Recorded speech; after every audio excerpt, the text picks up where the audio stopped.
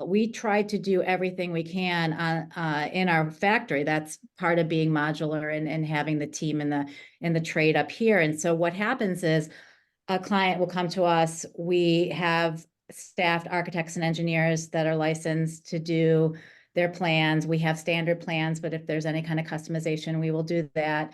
We get the containers right off the docks from our brokers. The truck brings them up here, drops them off to us.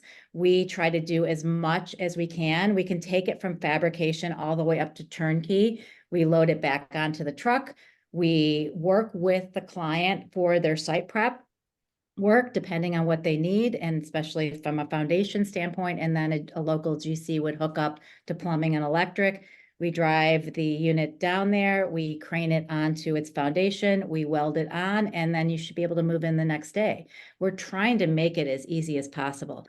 When we have much larger scale builds, we will have a team that will go out to do the welding of the containers themselves. So like, for instance, our 3-container build that's going to Indiana, we'll go out to Indiana and we will weld them because we want to make sure that it's done correctly. But our 1-container, our 1-bedroom units and our studios, it's super easy. And we're trying to make it that easy.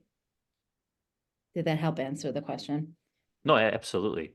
Yeah. And then I guess for the ones that you've had in the wild, what are some things you guys have learned? Like, some changes you've made since you started this, now that you've had them in the wild. Like, everyone iterates on their product. I guess that's where I'm going. What are some things you've learned along the way? Yeah, I think a couple of things that we have learned. One is if people are always asking about draining because we have a flat roof. How do you deal with your flat roof? So we've learned that if we pitch that ever so slightly where you couldn't see it if you were inside, you can drain off the back. So little things like that. I mean, it sounds like it would be something so easy, but if you don't want to build a roof, you don't need a roof because we have that. How to reinforce the containers when we're building up is something that we've learned from an engineering perspective.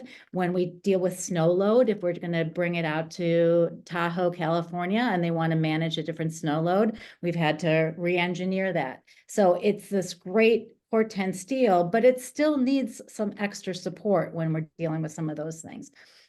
And then just really learning what people's stigma are for the containers themselves and how to manage that. You know, it's funny, the 𝗖𝗃𝗃 is kind of the code Bible for all builders. And it's, you know, when the 2018 came out, it actually approved shipping containers to be repurposed. And yet most people don't know that. And so we talk about that. It's like, listen, I didn't have to do this. It was the 𝗖𝗃𝗃 already did it. Oh, and by the way, we are supervised by NTA, which is owned by 𝗖𝗃𝗃, that come in as inspectors. So when we do a unit in Virginia, NTA comes in, stands in as Virginia inspectors, and they inspect our units so that they can sign off on the state level so that we know we're doing it correctly every time. Anything else? I know you mentioned snow load. Anything else related to weather based on where you're placing them, whether Chicago versus Florida? Like, yeah, you know, they're perfect for Florida. They're perfect for the snow. I mean, when you're insulating things correctly, which we do, it's really one of those things that from the hurricane standpoint, our 40-foot container, the ones that you see most often, it's 18,000 pounds. That sucker's not going anywhere when it's been bolted or welded onto a foundation structure. And so we're really talking about those things as we just have a structure that is really superior to what we've already been building all of these years in terms of longevity. You know, dealing with disaster relief and being able to put it on a trailer and managing for disaster. What if there was a secondary storm that came through? Now you have a container that at least the staff and the people that are trying to manage what's already happened, they have a place to live. And so it's really a cool structure. Yep. In the actual structure, is it truly like Legos? Like, I came in there and I wanted to build something. I can put the 240s side by side and, go up 2 story. Like, Yeah. I'm assuming there's limitations somewhere, but you really could design this how you want it, for lack of better words. Yeah, we joke that they're like Legos, but they really truly are like Legos because they come over on ships stacked 9 and 10 high anyway. The structural integrity is in the corners of the containers, so they're used to being stacked. In London, they have an enormous hotel.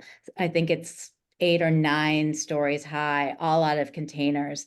So that part is, you know, if you can dream it, we can design it.